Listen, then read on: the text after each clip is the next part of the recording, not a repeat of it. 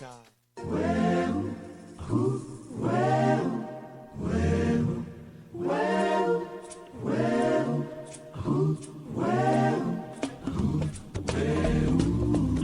listeners, to Connect the Dots.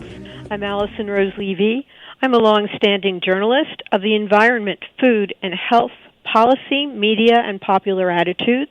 And each week on Connect the Dots, we connect the dots between your personal well-being, or well-being as a species and a human community, with the well-being of our society and our Earth. And we talk about that every week on the show. It's been 9 years of different thought leaders, authors, activists, doctors, scientists, filmmakers, all sorts of people connecting the dots in our interconnected, ecological, biologically systemic world. And on today's show, we actually have a wonderful, kind of expansion of that theme. I'm delighted to bring on today Isabella Tree. She is the author of a moving, beautiful, and very eye-opening book called Rewilding, Returning Nature to Our Farm. And on today's show, she'll be sharing her experience of tending the transformation of a former conventional farm in Sussex, England, to a wild, ancient landscape and wildlife habitat. We met at a talk she gave a couple of days back, and I have to say it was one of the most moving talks, as we've had Climate Week and Climate Month and ongoing action here in the U.S. to get a handle on the social and industrial choices that are driving our habitat over the edge and rendering so many species extinct. It is, and this is a beat that I've been focusing on for over a decade.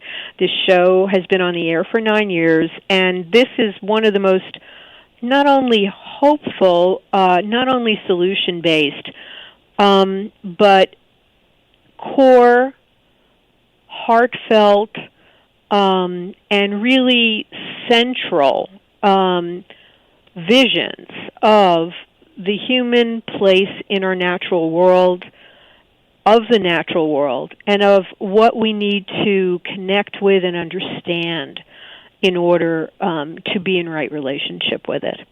Welcome to Connect the Dots, Isabella Tree. Thank you very much. It's really great having you here. Well, it was wonderful to meet you the other night. It's fantastic. Thank you for having me on. Oh, well, just so delighted. I have to say, during your talk, as you talked about the transformation and rewilding of the Knepp property that you and your husband oversee in England, both the stories and the photographs and the films that you showed, as well as the embedded love for all species of wildlife and of nature that came through, I was crying for most of your talk. Well, that's a wonderful reaction to have. I can't say I was delighted you were crying, but it's a wonderful reaction. Yeah, I mean we've been on a very long journey. I think my husband and I from being intensive farmers to doing what we're doing, and it's wonderful to be able to tell a positive story in against all this background of gloom and disaster. Would you give our listeners, please, a little just kind of overview of the trajectory of where you've been with this property and where it is now, just so that they can be oriented to the kind of basic narrative of what's happened here? Yes, so my husband Charlie and I inherited a farm which is large by English standards. It's 3,500 acres in West Sussex in the southeast of England. In the 1980s, we inherited it from his grandparents, and it was a very intensive arable and dairy farm, and we assumed that we would literally be farmers for the rest of our lives. Charlie had been to agricultural college, we felt that this was what we would be going to do, for the next few decades. The problem was that the farm was already losing money hand over fist. And when we took it on, we felt that, it had been rather neglected. Charlie's grandparents hadn't invested in infrastructure. They didn't know all these all singing, all dancing latest technologies that Charlie had come up with at college. And Charlie felt very strongly that he could turn the fortunes of the farm around. And so for 16 years, that's what we did. We invested in bigger machinery, in better infrastructure. We amalgamated dairies and bought sort of state-of-the-art dairies, brought them up into the 20th century, if not even the 21st. So we had milking parlors that looked like something out of NASA. We even divested and tried to increase our productivity in our crops by, of course, putting more and more chemicals on the land, more fertilizer, more herbicides, more fungicides, more pesticides. We tried to diversify into ice cream. We produced wonderful luxury ice cream until Haagen-Dazs, the Darth Vader of ice cream makers, came over into Europe and blew us out of the galaxy. We tried everything we could do to try and make this farm make a profit. And after 16 years, we were more in debt than ever. We were £1.5 million overdrawn at the bank, and we knew we couldn't go on. Our problem is that we are on marginal soils. We're on very, very heavy clay, 320 meters of it, over a bedrock of limestone, and it's just not cut out for intensive modern farming. So we finally made the decision to quit farming in 1999. It was a very unpopular decision, particularly with Charlie's family and neighbors who felt that we were going against the grain, literally, and they were very much in the mindset, as I think most of Europe and even North America is, of maximum production. Every available inch of land should be intensively farmed. But we realized the writing was on the wall for us. We just could not survive economically if we carried on. And we then happened to meet an amazing Dutch ecologist who has been really one of the forces for rewilding in Europe. There are huge rewilding projects now in Europe. What he is saying is that if you want to recover biodiversity, and we by this stage felt very much that we wanted to do something with the land rather than battling against it all the time. So turning to a kind of nature conservation project seemed the obvious step for us. And Frans Vera, this Dutch ecologist, really showed us how that might happen. Obviously, if you just leave land, post-agricultural land, to its own devices, it's in a sense it's encountered a kind of catastrophic shift. It's become very degraded. It's not dynamic. It's very species poor. How do you kickstart that environment? How do you get something really functioning again? How do you get wildlife back into that landscape? And Frans Vera's answer is megafauna. It's large herbivores. And he believes that we have really ignored the part that megafauna would have played in our landscapes before human impact. And this is true for North America as it is for Europe. We've forgotten about the huge herds of bison, of horses, of cattle, of all these big animals that would have been present in huge numbers, in numbers that now seem natural to us pretty much only in Africa.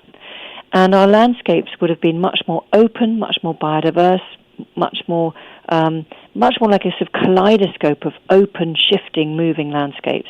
And that's what's rocket fuel for biodiversity. So we thought this was an experiment worth trying. If we could release some free-roaming herbivores onto our land, and critically, the key thing is to sit back and let these animals do the management for us. So that's a very difficult thing for human beings to do. But the ethos from the very start was to let these animals do what they would do naturally and then see what came of it. We had no expectations, no goals, no targets, other than hoping that we would recover biodiversity. So that's what we did. And, the thing that's so interesting is that in this story is that our understanding even of animals, certainly of the herbivores that you're speaking of and other animals. And, of course, herbivores mean that these animals tromp around and they eat vegetation, so that it's not just a kind of phantasmo-spiritual belief that animals, can manage a landscape or play an important, a critical role. It's actually, it's biological ecology, the interaction of these animals and a natural landscape that are made to go together. And so we have so extracted animals as we relate to them from their natural landscape that they're in our homes as pets. They're in factory farms being brutally treated, or we ride them in some, if they're horses or whatever, or keep a fish bowl with little fish in it. We don't really understand that they belong, because we haven't seen that they are inextricably belonging to nature, and that nature belongs to them in a way that isn't like fearful. Oh, some bug is going to bite me, or if I go out in nature, or a snake may come along. What you have created there is, it's almost it's a return to a kind of Eden, but it's actually the real. It's not a I think you're absolutely right, and we because we've been really observing these herbivores, the large megafauna, in artificial environments for so long, we forget that actually they are huge drivers of systems. The way they trample and rootle, the way they debark trees, the way they snap branches, the way they browse as well as graze, the way they move, naturally migrating over big areas, and they can transport seeds and nutrients and minerals. They're hugely dynamic forces in the landscape, and we've just forgotten that. But I think one of the important things we need to note about rewilding, it's not really this idea of returning to an Eden of the past. We can never recover the past. We've changed our planet so much as human beings, we can't possibly hope to recover what it was like before us. What we can do, though, I think, is get inspiration from how landscapes were managed by these big animals in the past, and how important they are, how they are keystone species, really, for kickstarting natural processes again. And we can use that knowledge to apply in the modern day with the tools that we have left at our disposal, that are available to us, to create novel ecosystems, as it were. So perhaps not even ecosystems that have been around before, but that are going to kickstart functioning processes again and be rocket fuel for wildlife. So obviously a lot of the megafauna have gone extinct, and that is hugely our impact on them. We hunted most of these megafauna species to extinction. I think in the States, in the North America, I think you lost over 40 genera of megafauna after human impact, and in South America it's more than 50. In Europe we lost fewer because these species co-evolve with human beings, but still we're missing these keystone species that co-evolve with the vegetation that still survives today. All our tree species and plant species co-evolved millions of years ago with these animals. But what we can do is we can use proxies of the disappeared, the ghosts of the megafauna of the past, if you like, and we can use domesticated descendants of them. So at Knepp we have longhorn cattle, old English longhorn cattle, standing in for the aurochs, and we have Exmoor ponies standing in for tarpan. We have Tamworth pigs being wild boar. And what's astonishing is that when you release these domesticated animals into a natural environment, somewhere where they can forage, they can breed, they can sleep where they like, they eat where they like, they eat what they like, they can swim. We know that pigs can behave like hippos. At Knepp they can even dive for swan mussels. They can hold their breath for 20 seconds. Suddenly you see these animals that, perhaps in a farm setting look rather rather sort of boring and inconsequential, suddenly spring back to life, and you see the full kind of rainbow of how they can express themselves in the landscape. And that's really, really exciting. Their instincts are still there, innate. They know how to self-medicate. Our cattle will eat sallow, which is a type of willow. It's what we get salicylic acid from, that we created aspirin from. And quite often I can notice them eating the sallow, and I'm presuming that they're using that for aches and pains, or perhaps for ridding themselves of worm burden. But they also smear the sap. They break branches and smear the sap on their faces in the summer to get rid of insects, sort of bothersome gnats and mosquitoes. So they have all this inside them, even though they've been domesticated for hundreds of years. I want to read one little, very short passage from the book, because, it begins with the megafauna, but it goes on to encompass so many other species, and the book is such a pleasure because of your exquisite writing, as well as your observation, love, and knowledge. The knowledge of a naturalist about so many different natural species. So I'm just going to read this one little section, and we can kind of jump off from that. We're talking here about the blue jay, whom in the book you note was persecuted throughout the 19th century and continues to be, by some gamekeepers, seen as a robber of birds' nests, eating eggs, and even chicks. But you call it an impressive all-rounder, also feeding on a variety of invertebrates, seeds, and fruits, and even occasionally small animals. You then point out that it has one particular specialty, its habit of burying acorns. So, part of the connecting of the dots between the biodiverse species in our natural habitat is like this kind of understanding that, one species is doing something that it naturally is prompted to do, but it can also have an impact on another entirely different species. And you go on to talk about oaks and why the blue jay, ostensibly a bad guy, is actually participating in a larger system through its habit of burying acorns. Can you just talk about that a little bit for us? Yes, this is something that we've completely forgotten in our modern landscape. A jay can bury 6,000 acorns in 4 weeks, just one single jay. And when you see a jay flying around the garden or the locality with one acorn in its beak, it's actually got 5 other acorns stuffed back down its gullet. It's carrying probably 5 or 6 acorns at one time.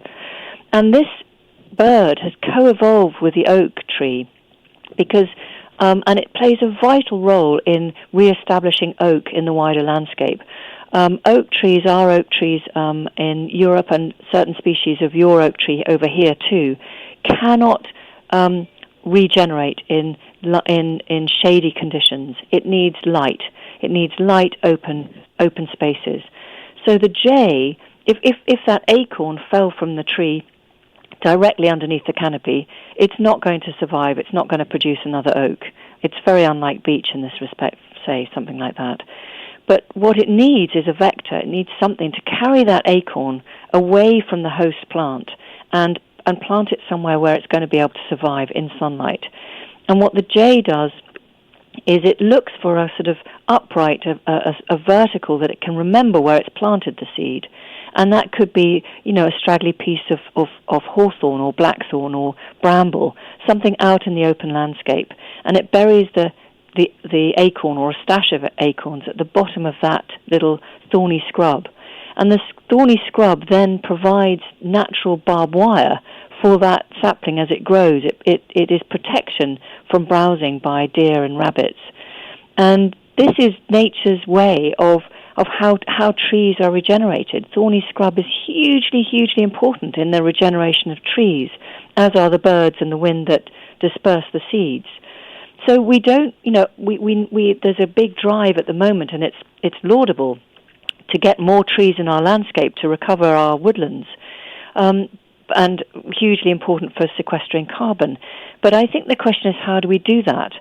And if we're going out there with a spade, digging a hole, putting a tunnelized wooden stake, a polypropylene cylindrical tube, tying it with plastic, importing whips from nurseries, saplings from nurseries, which may have been grown artificially, which may be importing disease, that's a very costly, very labor-intensive, high-carbon way of getting trees back in the landscape. They will get there, but the success rate will be very low. The immunity of those trees from other diseases will also be low because they haven't been connected with all the mycorrhizal, the fungal connections underground that they need from the very moment that they are germinated. So you're producing trees that are, in a sense, artificial. You're producing a plantation. And it's certainly something that is not going to be ultimately very biodiverse. It's not going to be dynamic. It's not going to be wonderful for wildlife. So, we are at the moment in Britain planning a huge northern forest that's going to be planted, and it's going to cost the taxpayer £500 million. Well, that's, a huge expense, and we're going to be planting an artificial plantation. How much more exciting if we left it to the jay, left it to that bird and all the other birds and the wind that can carry seeds in, allow those new trees to come up in thorny scrub, and then release free-roaming animals to engage with that thorny scrub and create something much, much more dynamic. It would be a natural way of doing it, very low carbon, very low cost, and a much more interesting and biodiverse habitat at the end of it. Yes, and in this country, I don't know if this is true in Europe. I hope it isn't. But, for example, there was an announcement that, in California, the city of LA is planting trees, and, people who now have, a growing awareness of climate are, oh, good, we're planting trees. But the trees that they're planting are, grown with from seeds that have a pesticide, as part of the actual tree. They're therefore exuding pesticides and herbicides that kill off pollinators. So even when we think or hope or have the good intention to do something that, is simple and sounds like it just should be the easiest thing in the world and it should be beneficial, let's plant a tree. In fact, when it's in the hands of the industrialist mindset, even if it's apparently, could or should have been healthy, they're doing it in a way that profits those industries and that therefore is disseminating these poisonous chemicals that harm other life. And so, we need to really have the kinds of example that you're providing so that we're really understanding, and not just reacting to a slogan, let's plant more trees. Yes, absolutely. I couldn't agree with you more. And of course, it's a wonderful way of engaging people, and and particularly engaging younger generations with the idea of planting a tree. That physical contact of actually planting a tree and watching it grow is hugely powerful, and I think that could and perhaps should be part of how we engage children, particularly in nature. But as you say, we have to be very careful of how we do it. And I think what our Rewilding project at NEP has shown us is that it really pays to take a much more a sort of humble approach, I think, to nature, and to just observe how she does it. Nature has had millions of years of R&D. Nature knows how to protect trees from pests. Nature has all these existing herbicides and pesticides and biological controls that are already out there and work hugely effectively without being destructive. And so if we can work with nature rather than battling against it all the time, I think that is the lesson.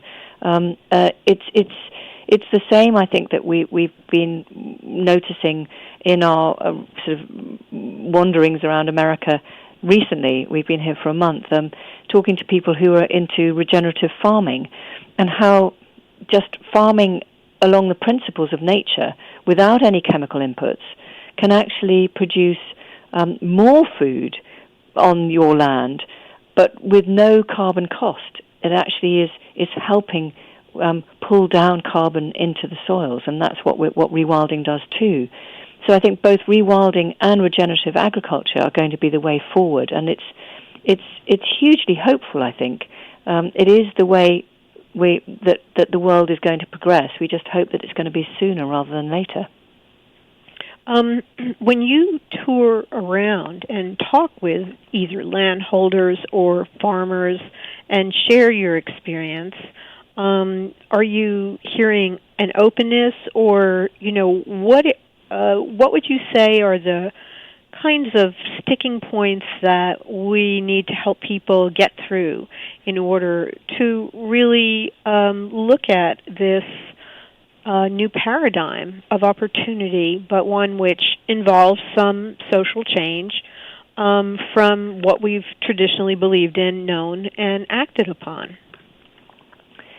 Well, I think in the last couple of years, I think I've been more hopeful than ever before. I think something has happened. I don't know whether it's Extinction Rebellion, there's the climate change revolution, plastics revolution.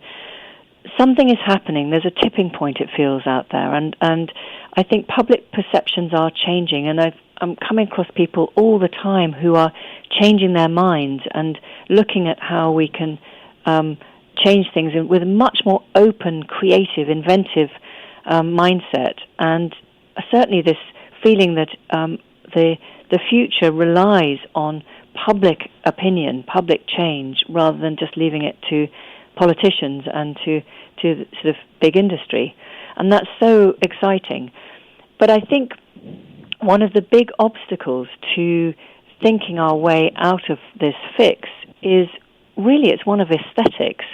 I think we've grown up with landscapes that are very managed, very controlled, that somehow makes us feel secure, somehow that we're doing something, that we are managing nature.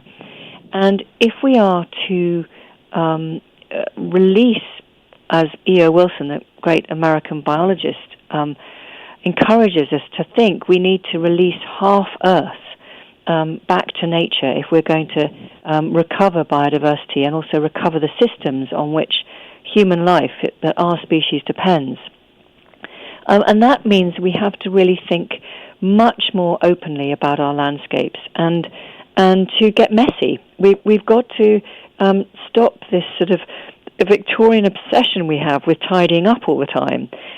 We have to release natural processes so that we can allow these boom and bust cycles of nature to function, and not panic when we see, suddenly a pioneer species taking over the land. And to understand that actually in the longer term, this is just the beginning of something different happening.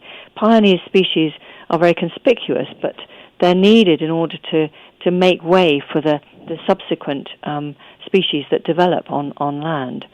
And so it's really, I think, about letting go in our minds and just being much more open about what we're prepared to have out in our landscapes. I think Charlie and I have noticed, while we've been traveling around America, that there's a lot of people ask about invasive species. It seems to be a real thing over here. I think in Europe, because we had centuries and centuries and centuries of millennia of invasive species, we've almost completely lost the plot. We can't even remember what's native and what isn't. And so in America, though, I think there's still very much a conscious fear of invasive species. And I think that's one of the things we need to be much more pragmatic about.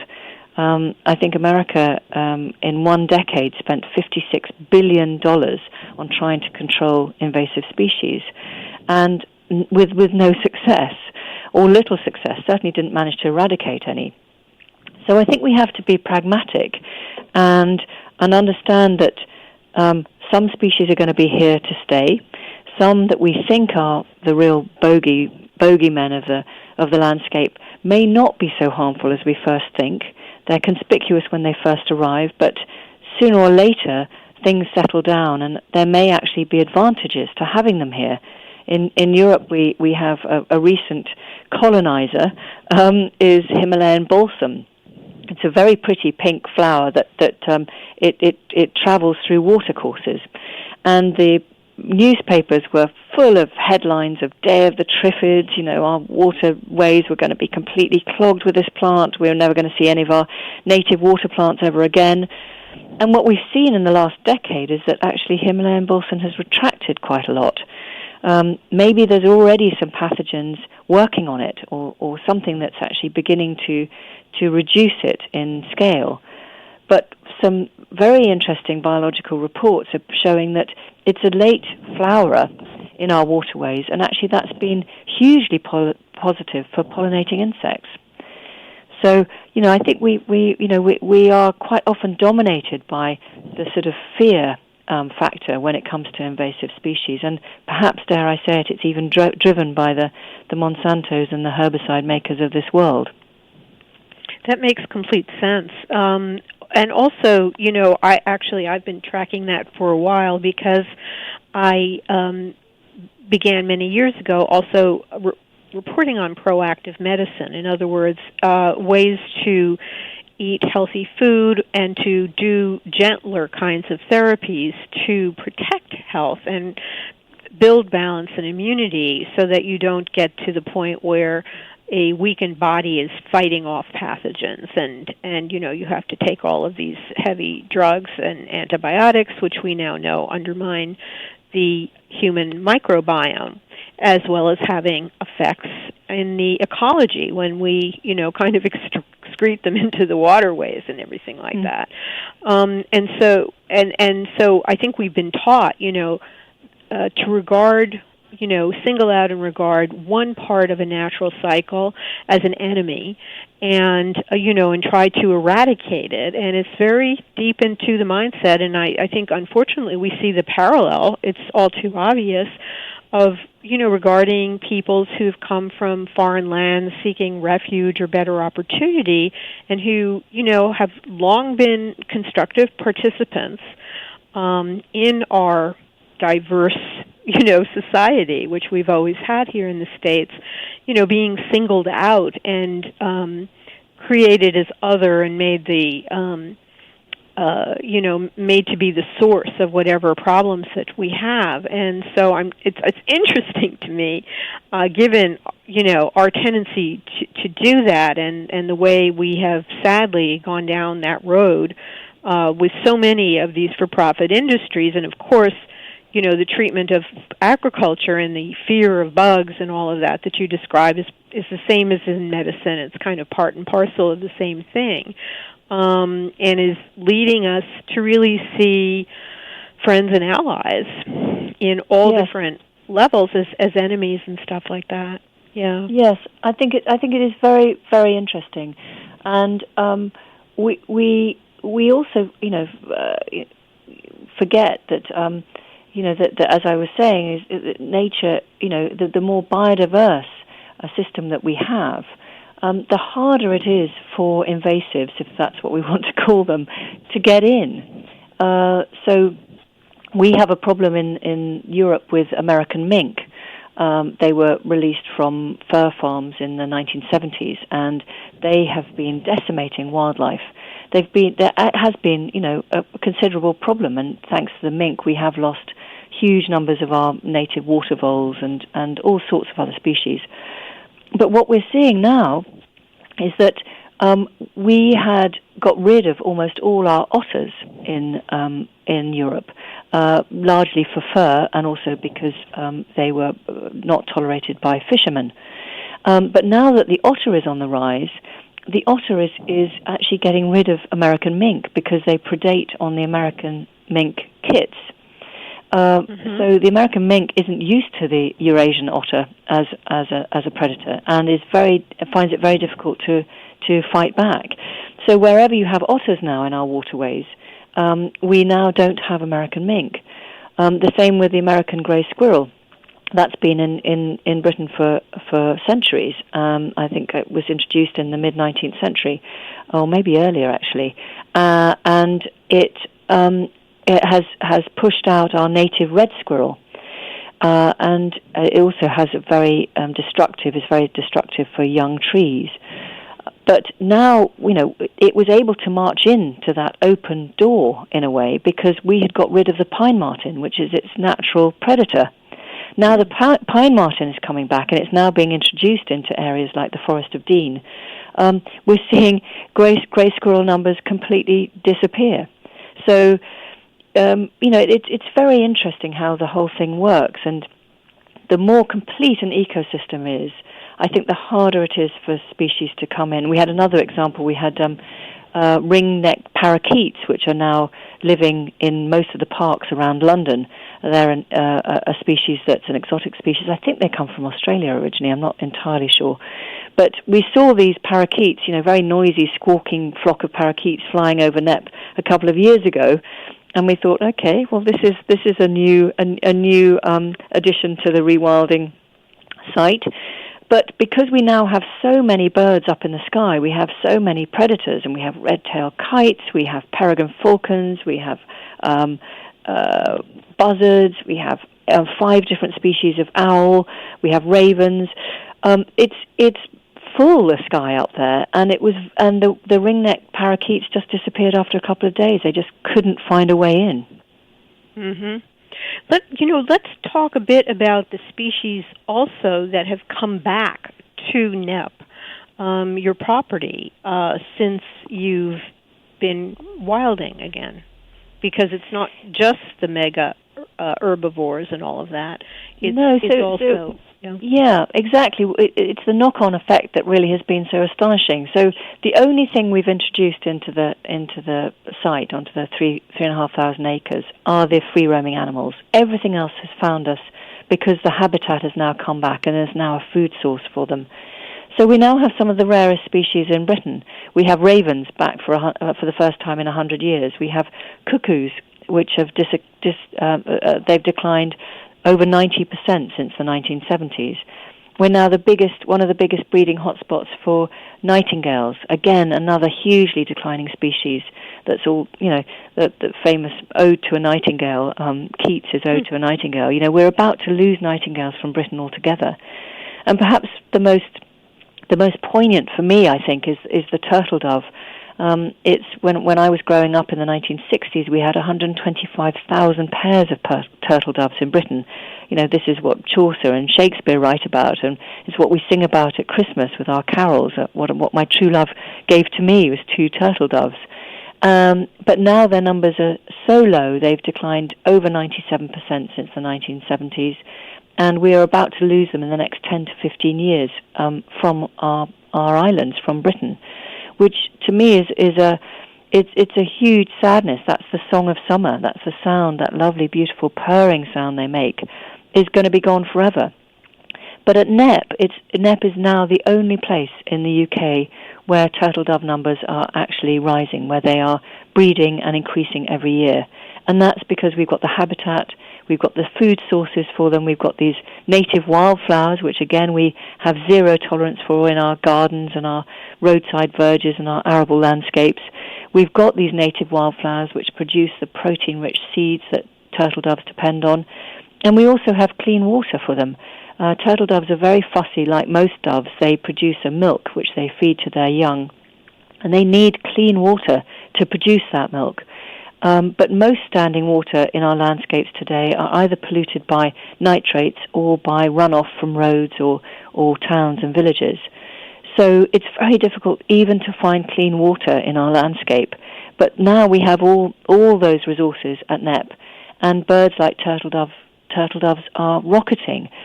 So in less than 20 years, we've gone from a landscape that was one of the most biologically depleted landscapes in Britain to one of the most important areas for nature in Britain in less than 20 years. It's astonished us, but it's astonished the scientists as well. No one can quite believe it. It's amazing.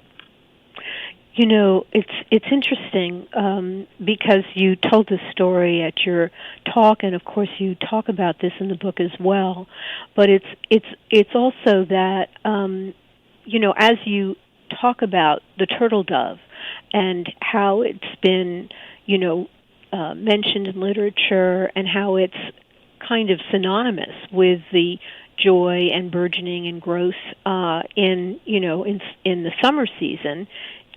In certain climates, it really brings up the notion that our own qualities and our own connection to nature and ability to feel and to navigate are nurtured by these other creatures.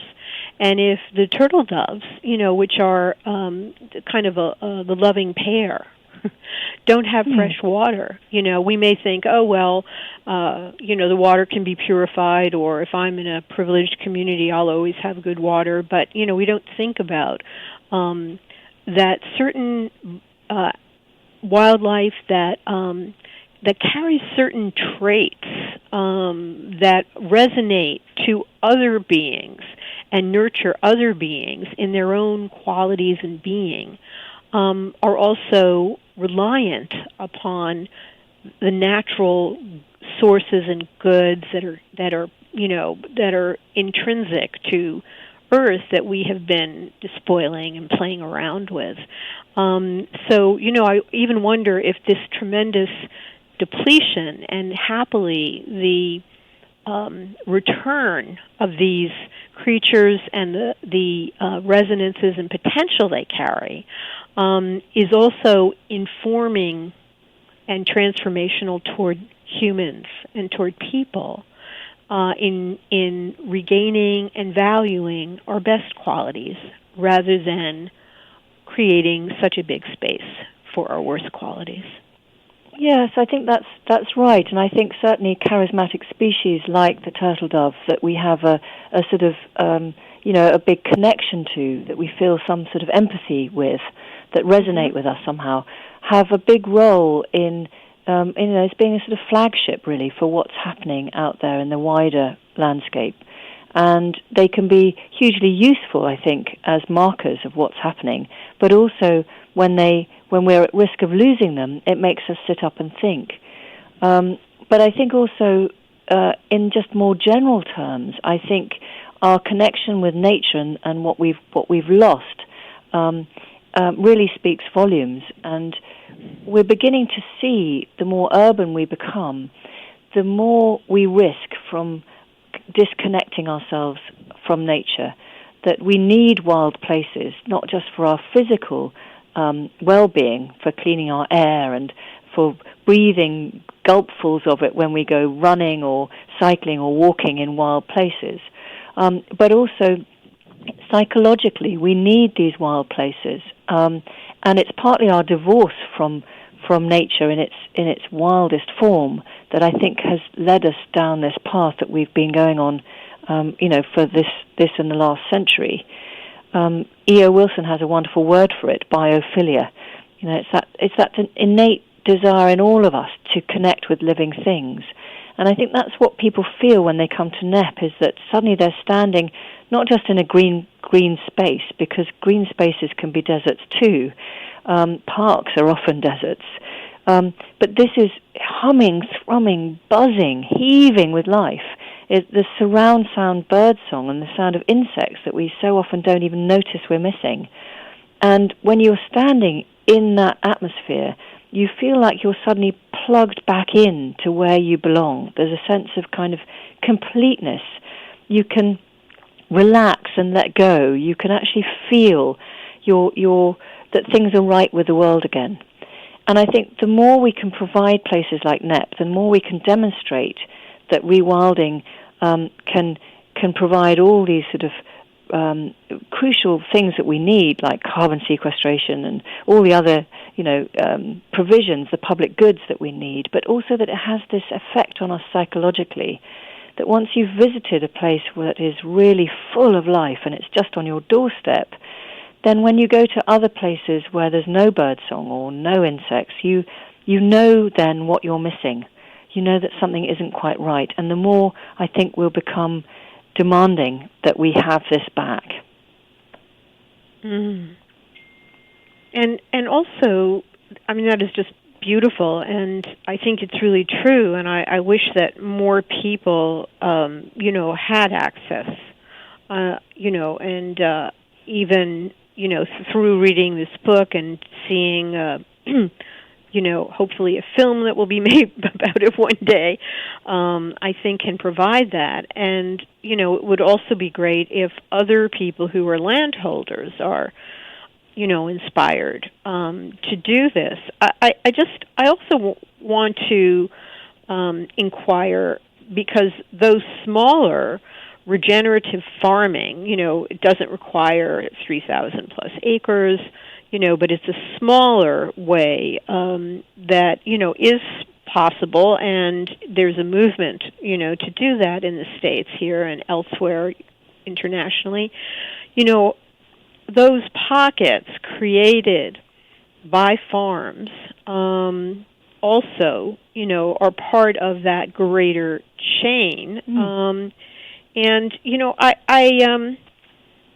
I just want to also make sure that people listening to the show understand that, and, this may be our final question before we come to the end of our program, but, that people understand that this is also, that the intention is not to produce a business, but an after effect of this is that, in fact, this is viable, rather than, a pipe dream off in isolation somewhere, from, the natural economies of our world through which people do things. So could you share a little bit about the productivity side of NEP? Absolutely. I mean, it has to work economically. We can't do this altruistically. We would never be able to sustain that. It has to work economically. And for us, it does now. We have an ecotourism business that's based on a kind of African model with safaris and glamping and camping. So we have thousands of people who want to come and see British wildlife. There's a huge resurgence of interest in our own species, which is wonderful. And so they come to get this experience of camping out in a wild patch of land just south of London. We also produce meat from the project, so we keep our animal numbers low so that you have this interaction with the vegetation, so you're creating habitat. Obviously, we know the dangers of overgrazing. We see that in our agricultural lands everywhere. But if you have this interaction, this natural balance between the vegetation and the animals, then you get, this astonishing rocket fuel for biodiversity. So we cull our animals and we sell the meat, and that is also a productive income for us. And we also now have converted our agricultural buildings, which, as any farmer will know, is a huge drain on expenses and doesn't bring in any income. But once you're not farming, you can convert these buildings into office space, light industrial use, storage space, and there's so many people out there who don't want to sit in a traffic jam to get to work, but would much rather be sitting in a lovely office looking onto an environment where you can see pigs diving for swan mussels. So there are new income streams that are kind of unleashed when you let go of farming, I think. But I think one thing I feel is worth emphasizing is that, we are a comparatively large piece of land, but it really also applies to smallholders and even to gardens. We can all do our bit to get nature back. The important thing, I think, is connectivity. We can't have isolated wildernesses or national parks, even if they're huge. We need to get nature right back close to us again, and we need to have really functioning ecosystems around our cities to clean our air, to clean our water, and for human enjoyment. So everybody has a part to play, I think. Anyone who owns a garden, a window box, but even if you have a few acres out in the wider landscape, you can become part of a wildlife corridor that connects areas of biodiversity hotspots and nature reserves together. You can even become part of a stepping stone so that that little pockets of land that link up together that can enable populations of species to move through the landscape again. And that will make those species much more viable, much more resilient in the future in the face of climate change and pollution and everything else. Wow, yeah, that's that's incredible. What is your next project? I mean, this is plenty, obviously, but is there any new turn or new plan or new engagement?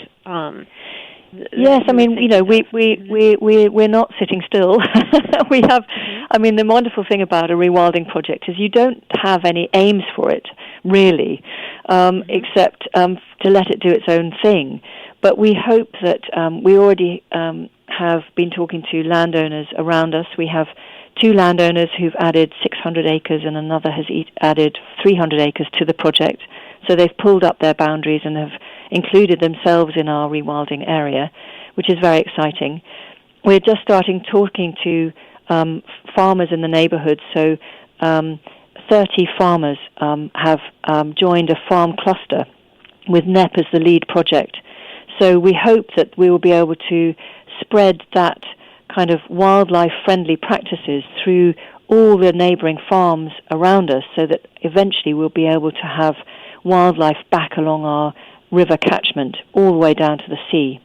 So that's very exciting. That's a proposal that's in front of the government at the moment, and we hope we'll get the green light for that. And we've just applied for our license to reintroduce beavers, so to release beavers on NEP. And we're crossing our fingers that we will get them because they're a keystone species, and of course they're amazing hydrological engineers, and they will create yet more habitat at NEP for wildlife. Wow, that's incredible. How are they hydrological engineers? Like, what do they do?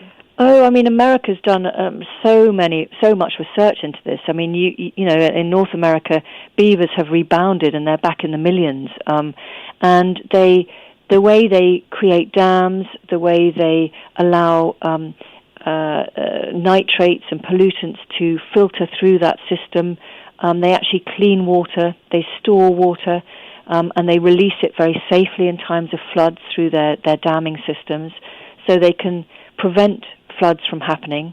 So we don't need to spend such huge amounts of money on hard revetments to stop floods happening. And of course, we're going to be seeing more floods in the future with climate change. Beavers are a huge impact on biodiversity as well, on fish and all the invertebrates in water systems. But it's really their control, how they manage water, that is just so ingenious and that we can still learn a lot from. Oh, that's fascinating. Well, it's been a complete delight to talk with you and hear all about this, Isabella Tree. And listeners, look for Isabella's book, Wilding, Returning Nature to Our Farm. And if you are in the UK or planning to visit, look to go to and visit NEP in West Sussex. I know if I get that way, I certainly will. And it's been lovely talking with you, Isabella Tree, and also knowing that you and your vision and wisdom are here in the U.S. For this period of time. And, thank you for visiting and, safe travels to your return to England. And, thank you so much for joining me on Connect the Dots today. Well, thank you so much. It's been wonderful talking to you. And thank you, listeners, for being with us for another edition of Connect the Dots.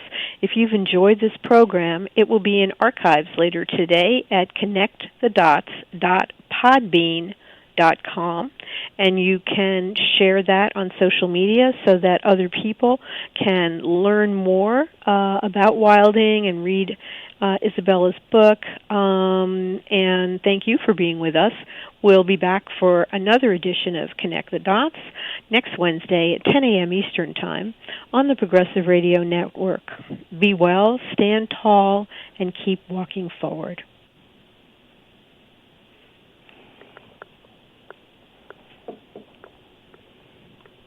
And I just want to parenthetically comment that the theme music for the show, which opens and closes it, is Bobby McFerrin.